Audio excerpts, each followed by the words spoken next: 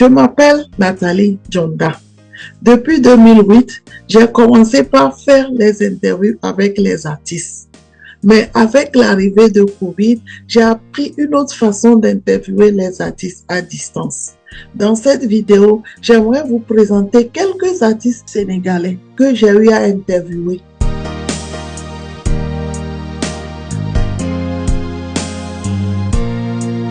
Nous sommes en direct de Washington DC aujourd'hui. J'ai le plaisir d'avoir le chanteur sénégalais Fodé Ndiaye sur ma chaîne. Est-ce que vous pouvez vous présenter? Donc, je te remercie. Alors, moi, c'est Fodé Ndiaye. Je suis un artiste, musicien, chanteur, guitariste sénégalais. Donc, lead vocal de mon groupe qui s'appelle Pello. Wow! Fodé Ndiaye, enfin, je vous ai vu. Hein? Vous m'avez surpris. Vous m'avez chanté une chanson. Je me suis sentie tellement honorée. Vous pouvez me dire comment vous avez découvert Nathalie Djonda et qu'est-ce qui vous a poussé à chanter cette chanson? J'ai connu Nathalie Djonda via un ami de longue date, donc qui s'appelle Paul, qui m'a mis en contact, donc qui m'a parlé de l'émission et de ce que vous faites. Donc, vu qu'on est ensemble, on fait les mêmes trucs, donc on est dans le même jargon. Donc, du coup, il m'en a parlé. J'étais voilà, tout simplement intéressé parce que ça consistait à mettre la lumière sur les musiciens, donc qui sont pas connus.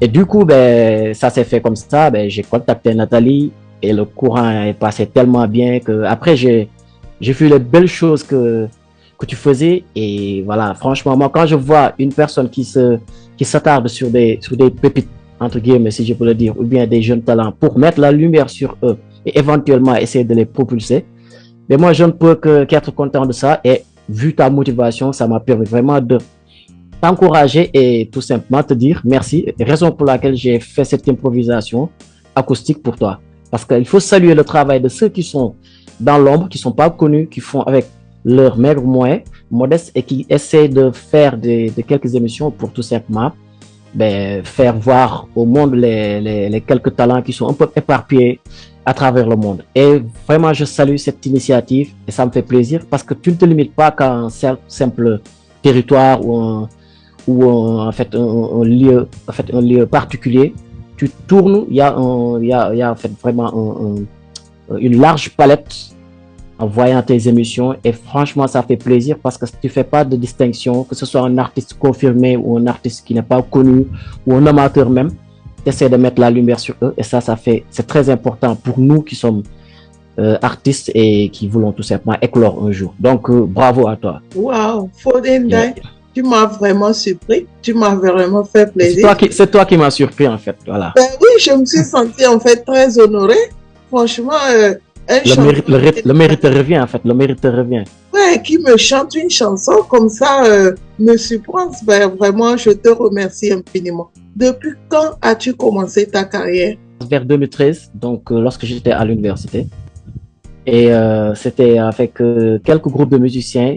Tu sais, moi j'ai fait mes études universitaires à Saint-Louis dans le nord du Sénégal, donc à l'université Gaston Berger. Donc on était quelques groupes de collègues qui tutoyaient la guitare en quelque sorte, et les instruments bien sûr. Il y avait des pianistes, des batteurs, des bassistes. Et du coup, vu que nous habitions le même quartier de Saint-Louis, et que moi, durant les week-ends, je venais les rejoindre parce qu'il n'y avait pas que des étudiants en fait musiciens. Il y avait d'autres qui faisaient que la musique. Donc là, j'ai eu à former un premier groupe avec eux. Et c'est là, en 2013, que professionnellement, ça avait démarré. À part ça, c'était que de l'amateurisme. J'étais dans ma chambre. Des fois, je jouais pour les gens, pour tout simplement des anniversaires, quelques événements. Et c'est en ce moment-là que j'ai pris conscience de ce que je pouvais développer dans le futur. Et c'est cette période-là que j'ai commencé à faire mes premières scènes, notamment avec mes premières parties durant le festival de jazz, parce que c'est le plus grand festival donc du Sénégal qui se produit tous les ans à Saint-Louis avec des Marcus Muller qui sont passés par là, de très grands jazzmen. Et j'avais eu l'opportunité de faire mes premières pas sur la scène de Saint-Louis, donc sénégalaise. Et c'est à partir de 2013 que vraiment ma carrière, elle est lancée. Enfin, je peux voir que tout ce que vous avez dit vous a motivé à être chanteur aujourd'hui, c'est ça? Ouais, effectivement. Et quel genre de musique vous produisez? C'est la musique, c'est une éternelle en fait mise à jour. Avec les instruments modernes, maintenant on assiste par exemple en Afrique à l'afrobeat, qui était peu utilisé dans les années peut-être 90, quelque chose comme ça. Donc du coup, ma musique, elle est un peu aléatoire parce que je fais de la pop, je fais du folk, mais ancré plus dans le folk avec des rythmiques africains. Donc des rythmes africains et surtout traditionnels avec les percussions mélangées avec les instruments occidentaux, donc des instruments modernes. Par exemple, moi je suis guitariste, je joue la guitare, mais on peut incorporer sur la musique, par exemple, des instruments traditionnels comme la kora, par exemple le khalam qui est une sorte de guitare traditionnelle ici au Sénégal, donc les percussions, le sabah qui est typiquement Sénégal, Wolof. Donc disons que ma musique c'est un métissage entre donc la pop, le folk et en fait les rythmes traditionnels. Donc ce qui fait un brassage afro-folk. Donc si je peux le cerner en quelque sorte, c'est de l'afro-folk, mais qui vacille donc, disons, à travers le monde, la world music. Parce que quand on dit world music, ça touche plusieurs styles. Donc moi, je suis pas figé juste sur un style, mais mon style particulier, c'est quand même l'afro-folk. En fait, vous faites la variété. Ouais, de la variété, en quelque sorte, ouais. Par quelle chanson avez-vous commencé votre carrière? Donc j'ai commencé par une chanson qui s'appelle Liguey. Alors Liguey, c'est un terme en wolof qui veut dire travail. Donc j'avais commencé ça, j'étais à l'université. Et c'était ma première chanson que j'avais écrite noir sur blanc, tu vois, papier, stylo à la main. Et c'était Liguey, c'est ça qui a été en fait, voilà, la genèse de ma musique. Combien de chansons avez-vous aujourd'hui? La banque de sons, disons, elle est au niveau des trentaines de morceaux. Donc je peux comprendre que vous chantez seul et vous avez aussi un groupe qui chante. Un groupe, oui. Oh. Non, en fait, moi, je suis le leader vocal de mon groupe, j'ai mon propre groupe. Donc le groupe qui s'appelle Pello Band, donc avec des musiciens sénégalais. Donc ça fait depuis 2017 qu'on est ensemble. On se considère comme des frères parce qu'à part la musique même, on continue de se voir, faire d'autres activités. Donc voilà, moi je suis le leader vocal, mais c'est mon groupe qui s'appelle donc le Pello Band. Moi je pensais que vous chantiez seul. Je ne savais pas que vous avez un groupe. Non, j'ai un groupe. Ok. Et vous voyagez avec ce groupe-là? Effectivement, je voyage des fois. Bon, pour les comptes du projet, des fois, tu es obligé de partir juste le lead vocal pour faire des tournées. Parce que des fois, c'est pas important que tout le groupe se déplace. Si c'est pour juste quelques trucs, voilà, où on demande que l'avis du chanteur ou pour aller faire quelques émissions showcase. Mais effectivement, on est allé faire des tournées avec le groupe, notamment à Marseille et à Montpellier. Donc ça, c'était en 2019, juste avant le lockdown, le coronavirus. Combien d'albums avez-vous aujourd'hui? Et on est là en train d'enregistrer le tout premier album officiel. Déjà, ce qui est sur le marché, c'est un opus. Alors, on l'appelle EP qui est de 4 titres. Tu vois, l'EP, c'est-à-dire, c'est le fils de l'album. Voilà, c'est comme si un album fait 12 morceaux. L'EP, c'est juste une simple présentation de 4 à 5 morceaux, ce qui est déjà disponible. Il y a un album aussi qui a été complètement terminé. C'est un album collaboration avec des musiciens de Marseille. Donc, cet album va bientôt voir le jour. Ou bien même déjà sorti parce que c'est la présentation officielle qui n'a pas été faite. Donc, si on récapitule, il y a un album déjà qui est sorti et un EP. Donc, disons un album et un EP pour le moment. Donc, vous avez voyagé, tout le groupe est allé en Europe. Est-ce que vous avez eu déjà des awards? Pour le moment, non. On n'en a pas encore eu. On n'a pas participé à ça. On n'a pas été encore nominé. Et j'espère qu'avec le temps, surtout l'album qui viendra, qu'on sera au moins voilà, dans les charts, comme on dit. J'espère que très bientôt, vous serez nominé. Honnêtement, Fodé Nda, je pense que vous avez une très belle voix et que vous chantez énormément bien. Et je pense que vous le méritez franchement d'avoir un award. Parlez-moi de votre expérience en tant que chanteur de la chanson sénégalaise africaine. Tu sais, à la base, j'ai été influencé par un monument de la musique africaine, je dirais même plus sénégalaise, qui est Youssou N'Dour, qui a été mon idole. C'est lui qui m'a influencé depuis tout petit. Moi, je l'adorais, je l'imitais même, j'ai appris à chanter à travers ses chansons. Et c'est ce qui m'a fortement influencé à vouloir tout simplement être musicien et voilà, pratiquer cet art. Alors, mon expérience, tout simplement, c'est que en Afrique, précisément au Sénégal, le milieu musical, il est assez large avec divers styles. Donc, on voit des jazzman, on voit des gens qui font de l'acoustique, qui font de la variété, les salseros, tu vois, les musiques latines. Et ce qui prédomine ici au Sénégal, c'est la musique locale qui s'intitule le mbalax, donc qui est une musique tout simplement typiquement africaine pratiquée ici. Alors moi, mon expérience à travers les chants et tout, c'est tout simplement beaucoup de scènes, beaucoup de diversité, beaucoup d'échanges, surtout avec des acteurs culturels, parce que c'est très important pour trouver en fait son chemin et essayer de savoir exactement quelle direction prendre. Parce qu'en fait, c'est ça qui fait la différence entre les musiciens contemporains et les musiciens en fait qui viennent d'autre part. C'est-à-dire, c'est tracer son chemin et savoir exactement ce qu'il faut faire. Donc, j'ai eu beaucoup de collaborations ici, que ce soit avec des instrumentistes ou des chanteurs. Et bien, c'est ça qui m'a permis de grandir, d'acquérir un peu d'expérience et de pouvoir continuer sur ce chemin. Donc, au Sénégal, il y a divers styles, il y a beaucoup de chanteurs, mais voilà, les styles ils sont répartis avec la plus grande majorité qui fait le mbalax, donc qui est la musique nationale. Donc, je peux comprendre par là que c'est pas facile d'être un artiste au Sénégal. C'est pas facile. D'autant plus si tu pratiques pas la musique qui est la plus écoutée au pays. Parce que nous, par exemple, moi, je te le cache pas, s'en sortir avec la musique est impossible de nos jours. Parce qu'ici, au Sénégal, il y a l'absence d'un marché musical. La plupart des festivals, ils se produisent pas au Sénégal. Donc, si tu deviens une vedette avec comme prédilection la musique locale, ça peut le faire. Mais nous qui faisons de la variété, qui voulons exporter notre musique, c'est un peu compliqué quand même. C'est la raison pour laquelle on essaie à faire des collaborations un peu partout dans le monde pour exporter la musique. Donc, c'est pas facile quand même. Avez-vous des financements? Non. Je suis dans l'autoproduction et pour ce qui est de la collaboration avec Marseille, ben, il y a une production qui gère en fait tout ce qui a été mis en œuvre. Mais personnellement, avec mon groupe, c'est que de l'autoproduction. Vous savez, j'ai interviewé beaucoup d'artistes de plusieurs pays. Ils disent tous la même chose. Ils n'ont pas de financement.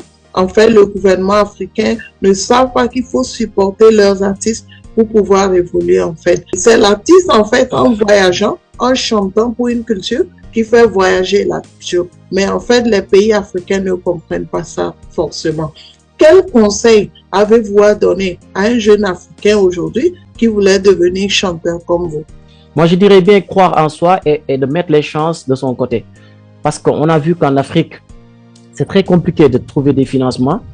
La plupart du temps, c'était des maisons de production. Maintenant, on assiste à pratiquement l'absence des maisons de production et quelques labels de production qui sont là et surtout qui mettent en avant leurs intérêts. Ça, il faut le prendre en compte. Donc, tous les artistes qui sont produits, ben, tout simplement, deviennent en fait, font partie d'une chaîne. Moi, le conseil que je donnais à un jeune artiste, c'est tout simplement, à la base, d'essayer de trouver du financement. Parce que la musique peut se combiner aussi avec un travail à côté. Parce que ça dépend des exigences. Si vous devenez une star, vous n'avez plus le temps de faire autre chose que la musique. Mais faire de la musique maintenant nécessite beaucoup de moyens. Donc, moi, j'encouragerais toujours quelqu'un qui veut faire de la musique à faire ça parce que c'est une passion et la passion, elle est présente chez la personne. Ça dépend de qui ressent cette passion. Moi, je dirais de jongler, que ce soit au niveau des financements, parce que sans financement, vous ne pouvez pas mettre en place les projets. Les financements vont soutenir tout simplement la production d'un album, les clips, tu vois, au niveau même de l'habillement, les shootings, en fait, tout ce qui est investissement personnel et matériel pour tout simplement mener à bien une carrière. Donc, je dirais bien à un jeune de croire en soi, de se donner les moyens et surtout, moi, je suis plus à un autofinancement. Pourquoi? Parce que quand vous vous autofinancez, vous êtes libre, vous êtes quitte avec votre conscience. Alors que des fois, vous suivez les directives d'un label. Par exemple, ici, vous signez sur un label qui fait une production locale, mais vous êtes obligé de vous fier à ces obligations parce que eux, ils cherchent l'aspect économique. C'est-à-dire, ils s'en servent de vous pour mener à bien le projet économique. Je dirais à un jeune vraiment d'essayer de se donner les moyens d'abord et de se lancer pour tout simplement mener bien en fait sa carrière. Fodé Ndiaye, avez-vous un mot de fin? Je tenais déjà à te remercier parce que franchement, C'est très important ce que tu fais. Mettre la lumière sur des artistes qui sont pas connus, franchement, moi, j'appelle ça faire son travail. Parce que si tout le monde faisait comme Nathalie Dionda, je pense que on assisterait à une éclosion chaque année des milliers d'artistes. Et Dieu sait qu'ils sont éparpillés un peu partout dans le monde. Certains, par défaut de moyens, ils ne peuvent pas s'en sortir, ils ne peuvent pas se faire voir. Donc, je te remercie du fond du cœur et je t'encourage à continuer sur cette lancée parce que c'est très important ce que tu fais là. Je remercie tous les téléspectateurs, bien sûr, qui regardent ton émission, tous tes followers et voilà, tes abonnés, et leur dire de s'abonner sur ta chaîne parce que c'est une chaîne à voir. Fodenda, je suis très contente de t'avoir sur ma chaîne. Franchement, j'aimerais te dire que tu es un bon artiste. Tu as une très belle voix. Franchement, j'ai été honorée par toi. Je suis disponible à tout moment quand tu voudras pour faire une autre interview. Je suis très contente et je rappelle qu'on est en direct de Washington DC. Et je te remercie d'être venu sur ma chaîne. À très bientôt. Au revoir. Thank you. Thank you very much.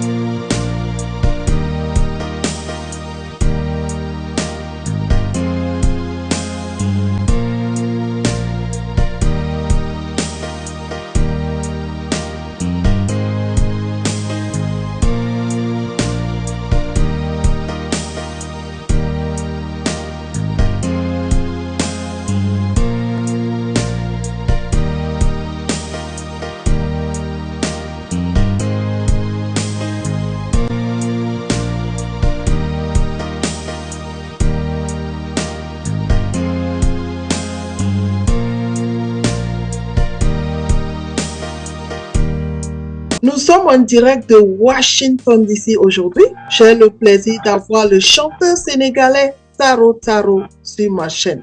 Est-ce que vous pouvez vous présenter? Bonsoir Nathalie déjà, merci beaucoup pour l'invitation. Je m'appelle Taro, je suis artiste sénégalais et chanteur, compositeur. Waouh, vous êtes chanteur sénégalais, ça veut dire que vous habitez la capitale? Oui, au Sénégal, à Dakar, oui.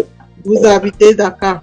Depuis quand avez-vous commencé votre carrière? Je suis né avec la musique, voilà. Mais je me suis professionnalisé en 2009. Donc, vous êtes né avec la musique, ça veut dire depuis votre enfance, vous avez essayé de chanter, c'est ça? Oui.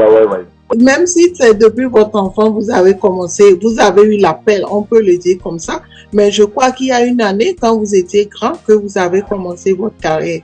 En quelle année vous avez commencé votre carrière? J'ai commencé à chanter en 2006, mais je me suis professionnalisé en 2009. Okay. Et par quelle chanson vous avez commencé votre carrière? J'ai oublié déjà les premiers mots que j'ai créés. En fait, vous avez commencé depuis votre enfance, mais qu'est-ce qui vous a motivé à décider de commencer une carrière de musique?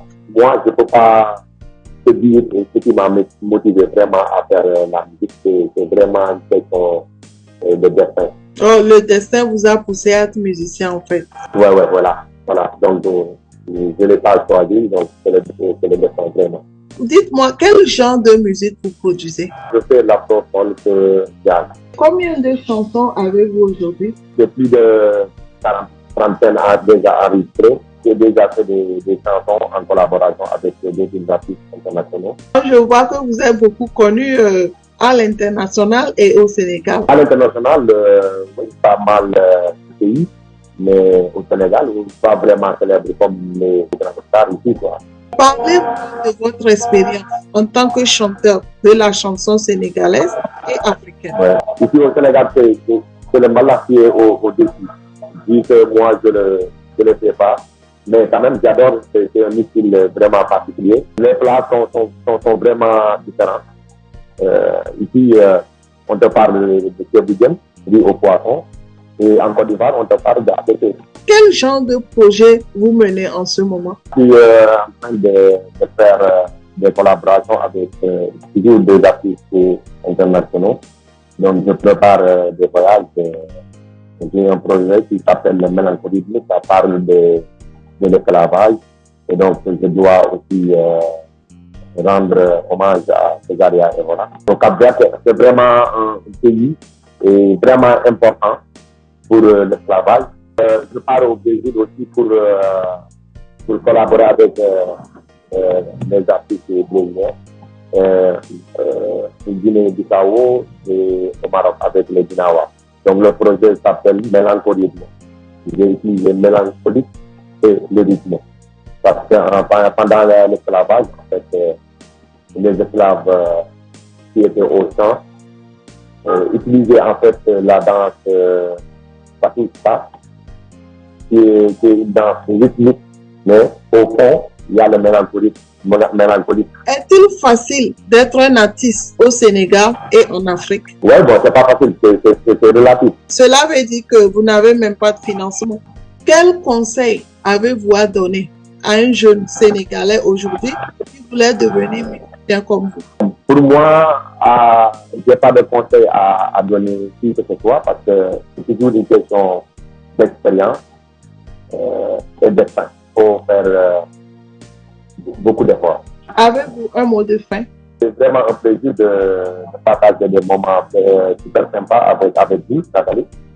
Donc, en tout cas, merci beaucoup, 1000 fois. Je suis vraiment content de faire une interview avec vous. Abonnez massivement sur la chaîne de Nathalie. Merci beaucoup. Taro, merci beaucoup d'être venu sur ma chaîne. Je me sens honoré de savoir en direct du Sénégal en train de m'accorder cette interview. Et je rappelle qu'on est en direct de Washington DC aujourd'hui et j'espère vous avoir très bientôt pour une autre interview. Merci beaucoup et à la prochaine. Au revoir. Merci. Au revoir.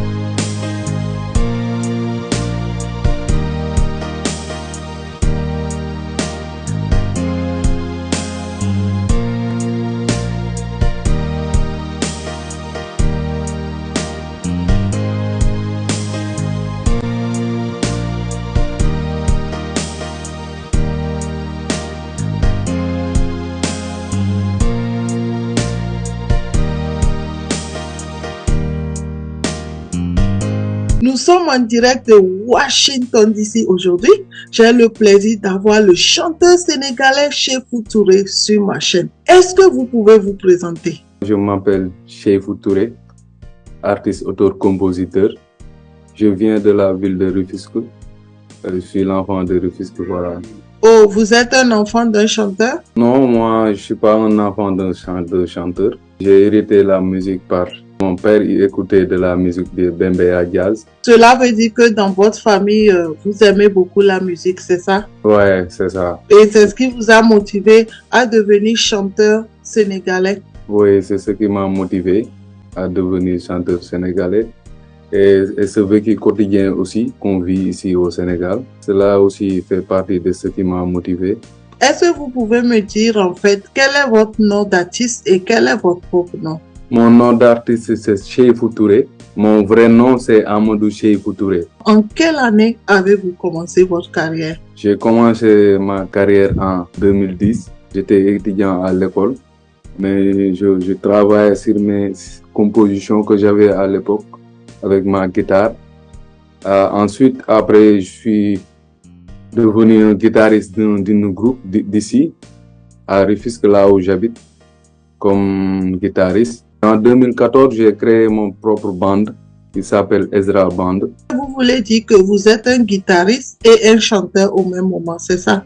Au début, j'étais guitariste, j'étais amoureux de ma guitare. C'est par la suite que j'ai eu l'envie de chanter, quoi. Qu'est-ce qui vous a motivé, en fait, à avoir envie de chanter? Ce qui m'a motivé, c'est ma vie quotidienne. Je pense que, à part ce que vous avez dit tout à l'heure, vous avez eu quelque chose quand même qui vous a motivé à devenir chanteur. À l'âge de 5 ans, ma grand-mère nous avait offert une petite guitare.